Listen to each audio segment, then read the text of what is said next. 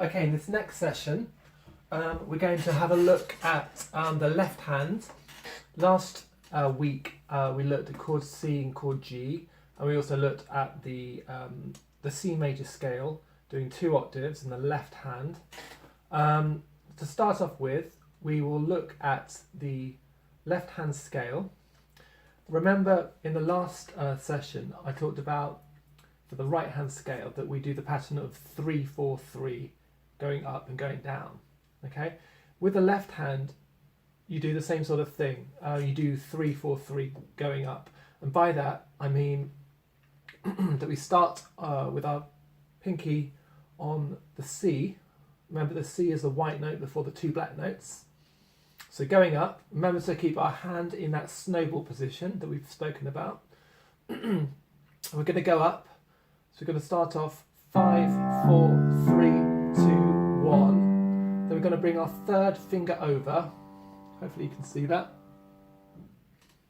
Yeah? 3rd finger over. 4th finger over. 3rd finger over. Let's try that again. And remember, you can try this slower. So if you've got a keyboard, you can do it nice and slow, like that could be the metronome.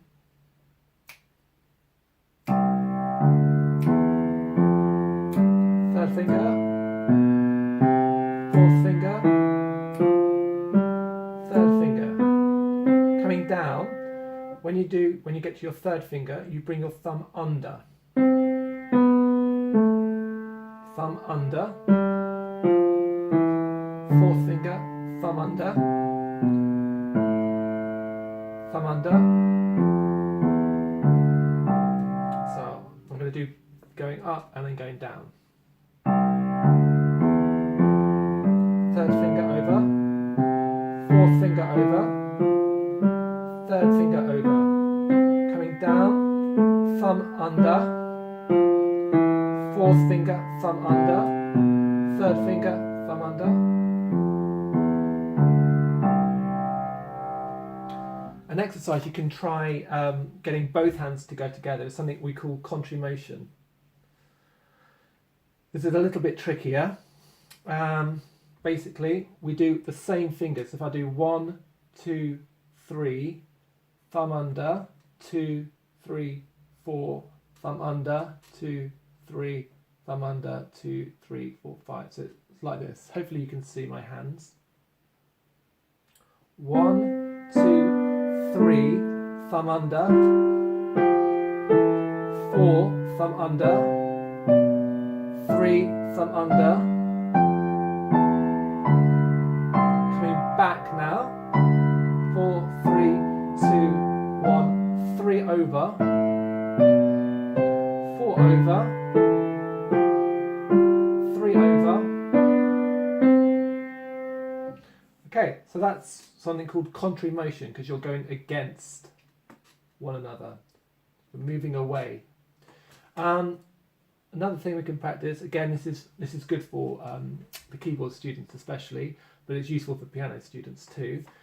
We talked about chord C going to chord G. Remember I said what you do, so you've got 5 on the G, 2 on the C, and thumb on the E. To start off first, when you're doing this, to make it a little bit easier, if you do the C and the E together, so 1 on the E, 2 on the C, and then bring your 3rd finger down for the B, and thumb down for the D. So you can practice going 1, 2, 3 and 1. And then if you had the G with your 5th finger for both chords, so it's like this. 2.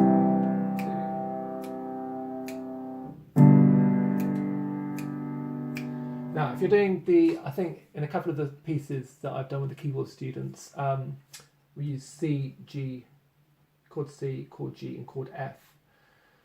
To get from chord G to chord F, we need the notes F, A, and C. And from chord G, the easiest way to get to chord F is to put our 4th finger on the A, our 2nd finger on the C, and bring our thumb up to the F. So if I'm doing chord G, hopefully you can see my hand. And then I'm going to put my fourth finger on the A, second finger on the C, and thumb on the F. Yeah?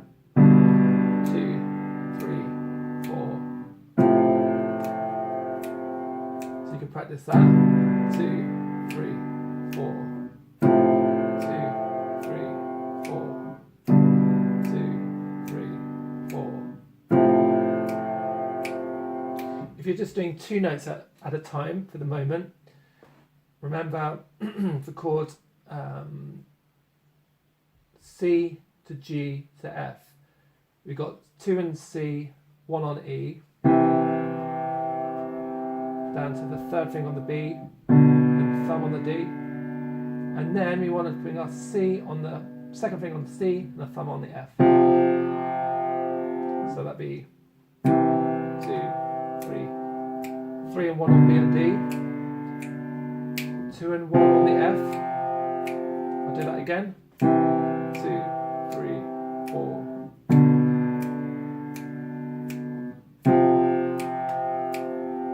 If I bring in my little pinky now.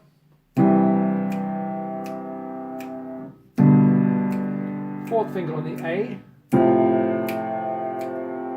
So just if you could practice that when you're doing your other pieces, that would be fabulous.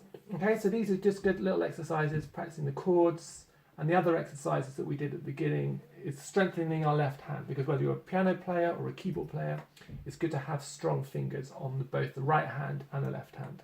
Okay, keep practicing.